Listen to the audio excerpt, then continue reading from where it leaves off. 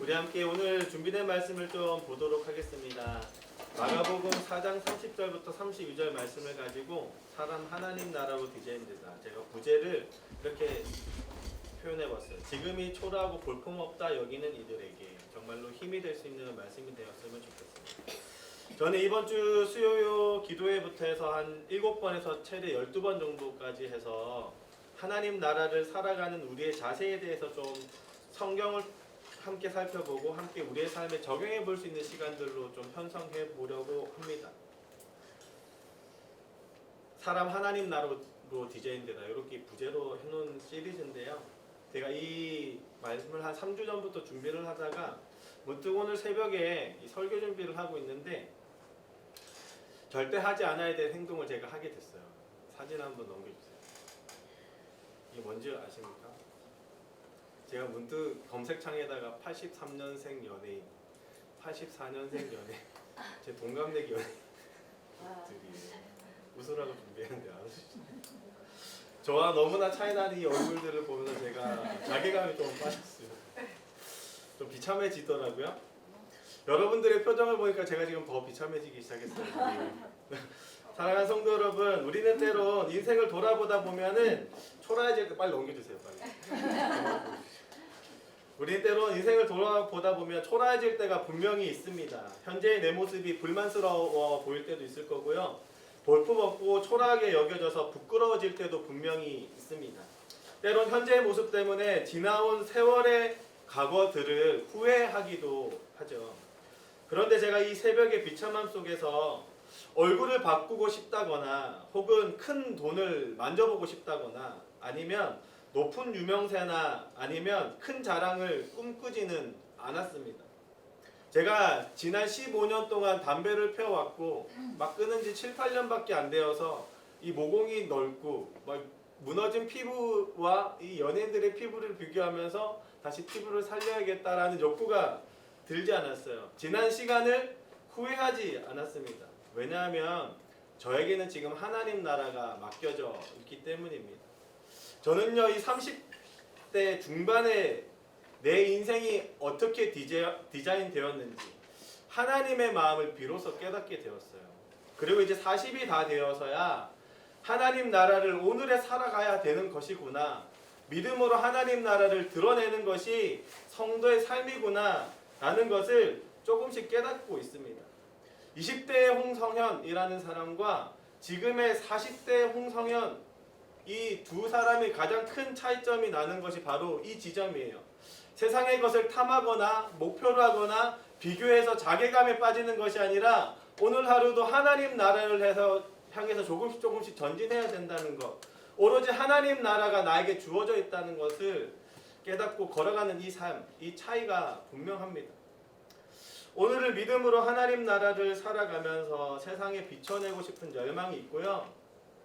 이것이 저의 유일한 목표이고 삶의 최종적인 목표이기 때문에 앞으로도 꽃 피워낼 하나님 나라를 바라보면서 걸어가고 있습니다.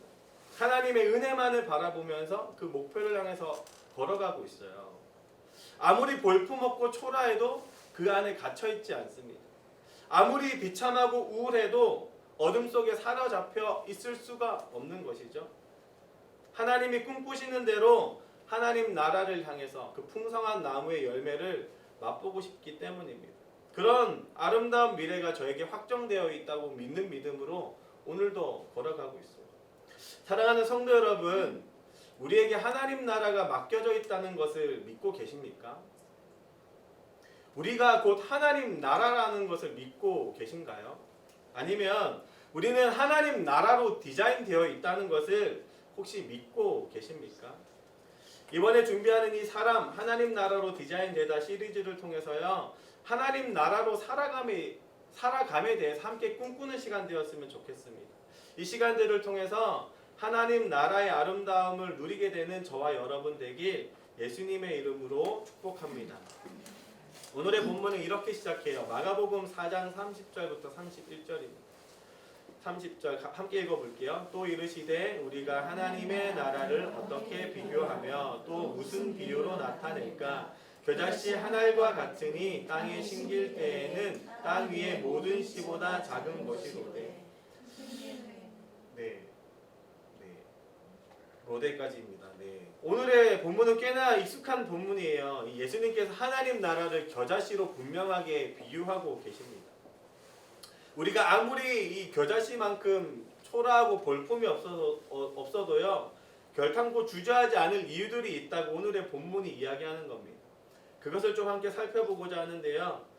제가 이 겨자씨 비유를 보면서 그냥 직관적으로 느껴지는 건 세 가지 정도인 것 같아요. 첫 번째는 하나님은 현재를 보면서 사람은 현재를 보면서 결과를 알 수 없다는 것. 현재를 보면서 결과가 어떻게 될지 아무도 모른다는 것이고, 두 번째는 시간이 흐르면 상상한 것 이상으로 풍성해진다는 거예요. 하나님 나라가 그렇대요. 그리고 마지막 세 번째는 아무도 모르게 은밀하게 자란다는 겁니다. 이 비유는 앞에 나와 있는 또 다른 씨에 대한 비유와 연결되어 있어요. 이것을 바탕으로 우리의 삶에 좀 적용해 보자고 하면 제가 세 가지로 다시 표현을 할 수 있을 것 같습니다. 하나님 나라로 디자인된 우리가 기억해야 되는 첫 번째, 의미 없는 행동은 없다는 것입니다. 제가 재작년 어린이부 졸업 예배를 드리면서 퀀텀 리프에 대해서 설명했던 기억이 나요. 사진 한번 보여주시면요. 혹시 대나무 잎을 퀀텀 리프라고 부르거든요. 4년 동안 기껏 자라는 게 30cm 정도입니다. 죽순 양만큼만 올라오는 데까지 대략 3년 정도 넘게, 만 3년이 넘게 걸린대요. 그런데 3년이 지나서 4년째부터 하루에 얼마큼씩 자라냐면 대략 30cm씩. 그렇게 1년 동안 자라는 양이 소나무가 30년 동안 자라는 양보다도 더 많이 자랍니다. 거의 1시간에 자라는 양이 자라는 이 속도가 소나무 30년에 비길 정도로 자라는 게 대나무 잎이거든요. 대나무 죽순이 그렇게 올라온대요.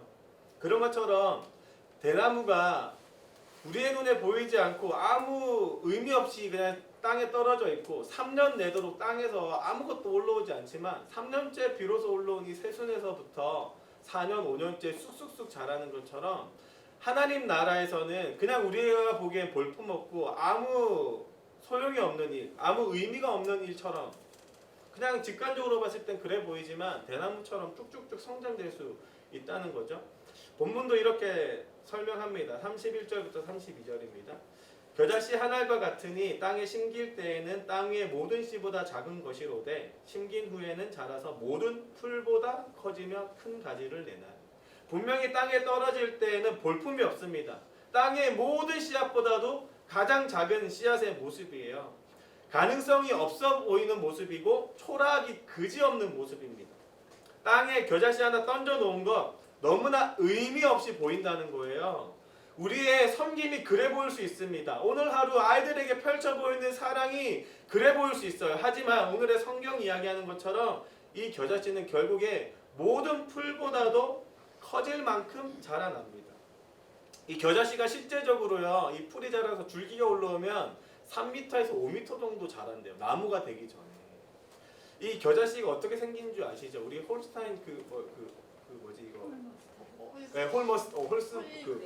홀그레인 머스타드요. 죄송해요. 그 동그란 고구거든요.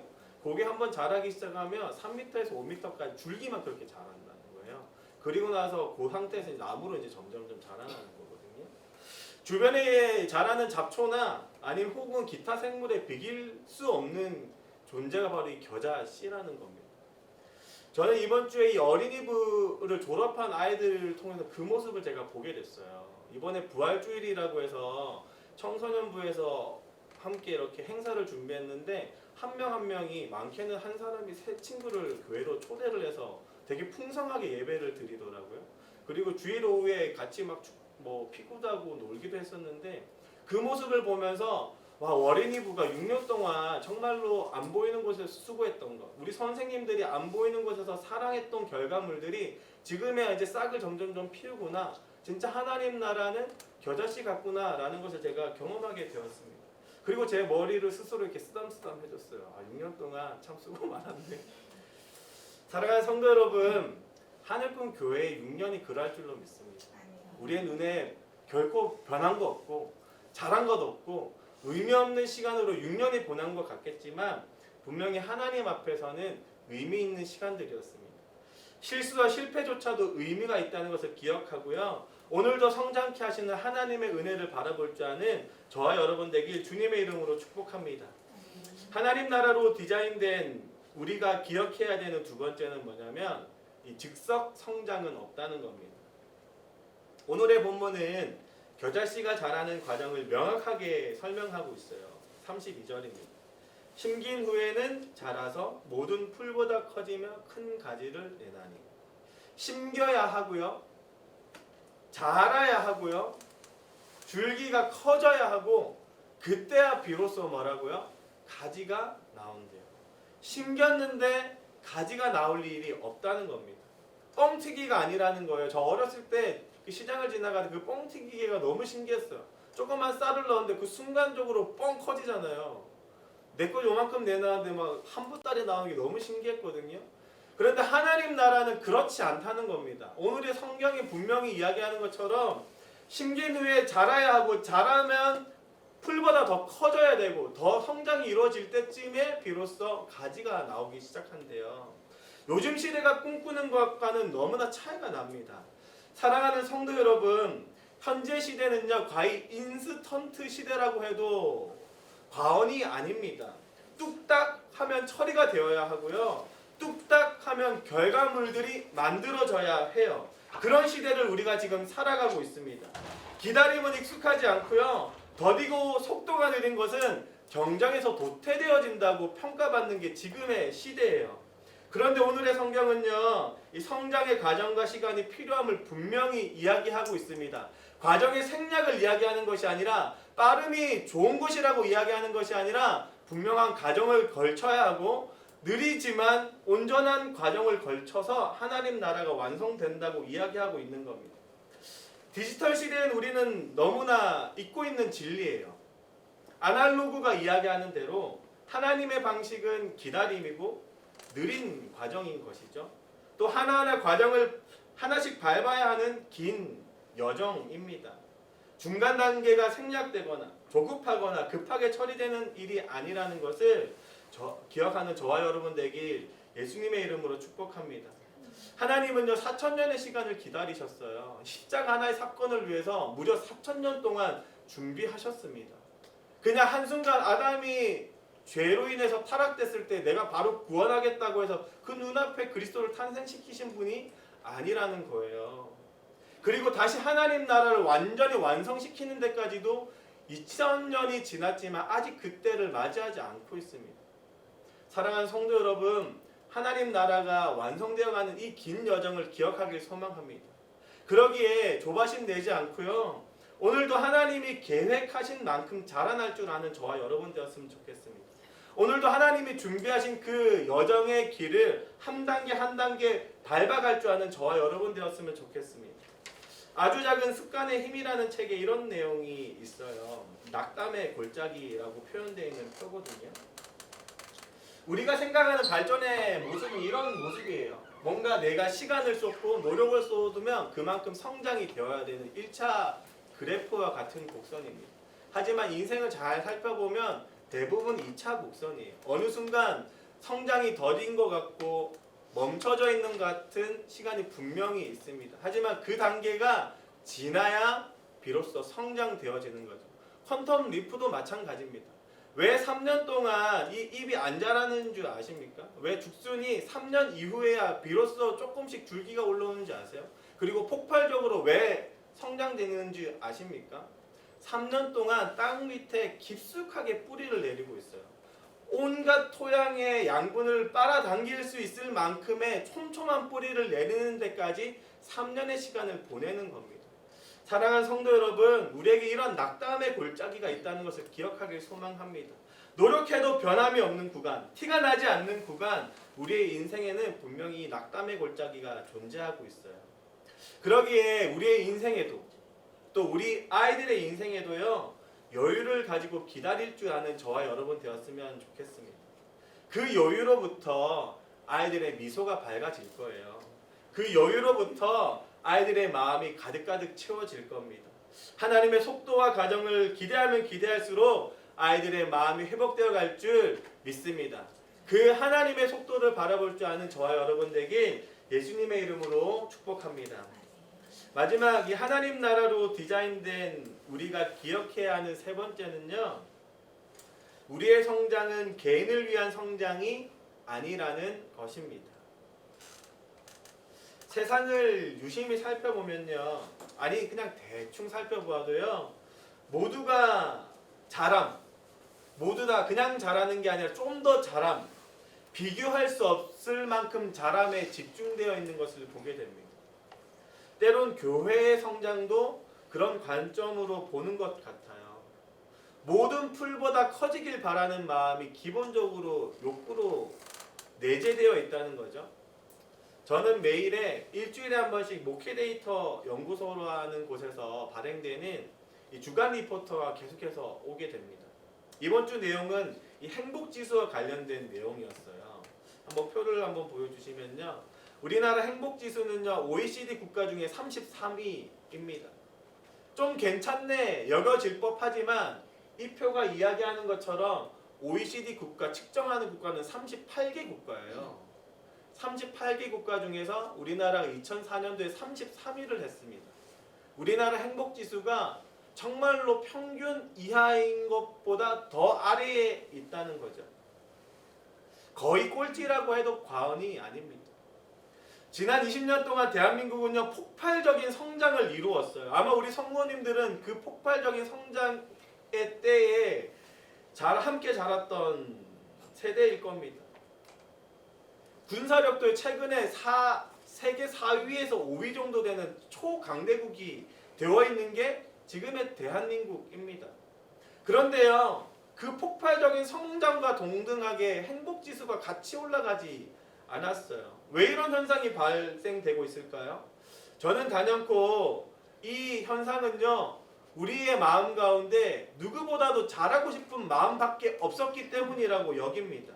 모든 풀보다도 커지려는 목표가 마지막 목표였기 때문이에요. 내 행복을 위해서 함께 성장되고 싶고 서로가 사랑하면서 배려할 줄 아는 문화를 탑재시키지 못한 채로 그저 옆에 있는 풀보다 더 커지길 바라는 마음으로 성장한 결과가 아닌가 싶습니다. 그저 성장의 동력과 목표가 잘못 설정되어 있는 거죠. 그냥 잘하는 것만 목표로 하다 보니까요. 다 잘하고 나면 그냥 의미가 없는 겁니다. 우리 아이들을 가르치는 목표가 남들보다 더 빨리 더 많이일 거예요. 옆에 있는 친구보다 같은 동급생보다 더 많이 알길 원하고 더 먼저 알길 원하는 마음이 가장 클 겁니다. 성장하는 것에만 관심이 있어요. 그런데요. 그 과정 속에서 그저 남보다 더 크게 자라는 것만 맹목적으로 가르치면 결국엔 상대적인 박탈감만 커지는 겁니다.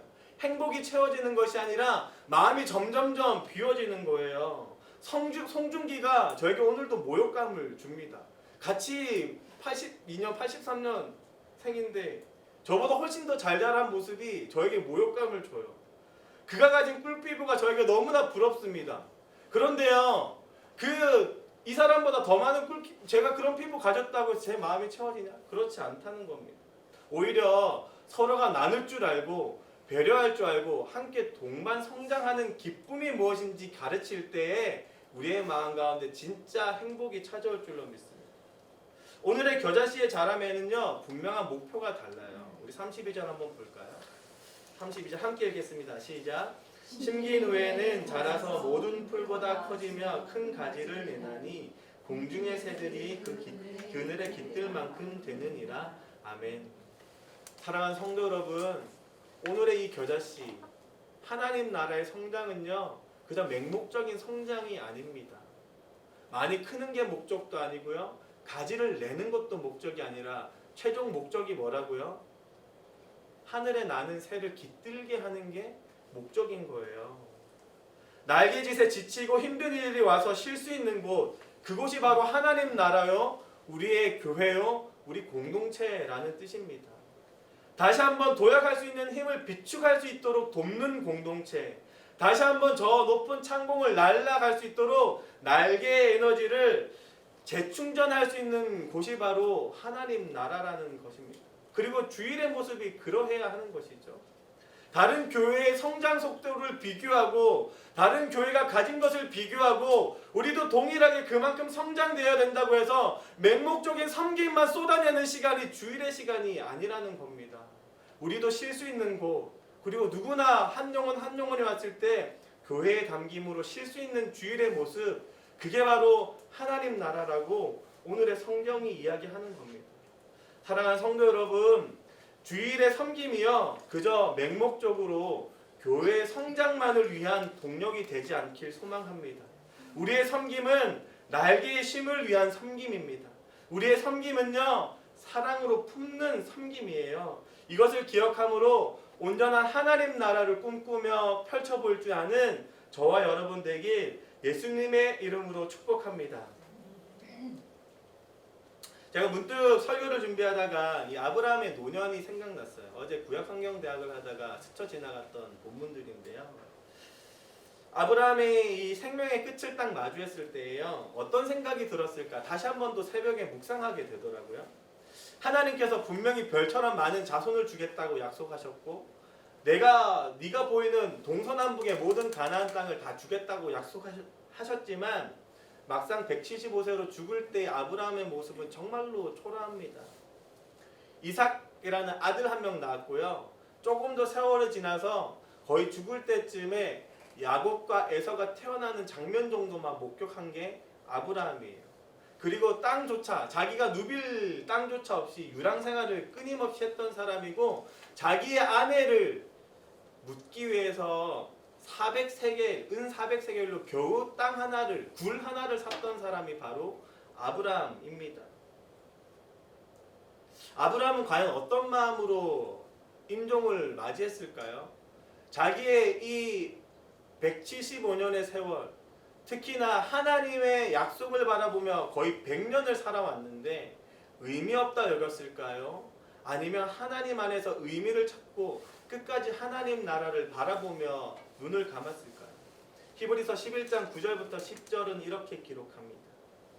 믿음으로 그가 이방의 땅에 있는 것과 같이 약속의 땅에 거류하여 동일한 약속을 유업으로 함께 받은 이삭 및 야곱과 더불어 장막에 거하였으니 이는 그가 하나님이 계획하시고 지으실 터가 있는 성을 바랐음이라. 아멘. 사랑하는 성도 여러분, 아브라함의 눈에는 하나님 나라가 펼쳐지지 않았습니다.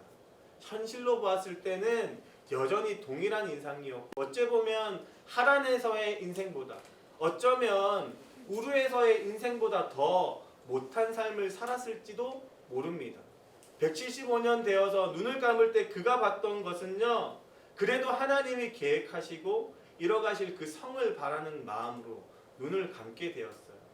사랑하는 성도 여러분, 이것을 기억하였으면 좋겠습니다. 우리의 눈에 아무리 의미 없어 보이고 아무리 성장이 더뎌 보이고 아무 효과가 없는 것 같이 보일 때에도 결국에 완성시키시며 그 언약을 이뤄가실 하나님의 약속을 바라보고 그 신실한 하나님을 바라보며 오늘도 동행할 줄 아는 저와 여러분 되었으면 좋겠습니다. 결국 그리고 수백 년이 지나 하나님이 아브라함에게 주신 약속은 분명하게 이루어졌습니다. 하나님 나라는 결국 만개하고 하나님 나라는 결국 풍성한 나무가 될 줄로 믿습니다. 그 인생 살아갈 줄 아는 저와 여러분 되길 예수님의 이름으로 축복합니다.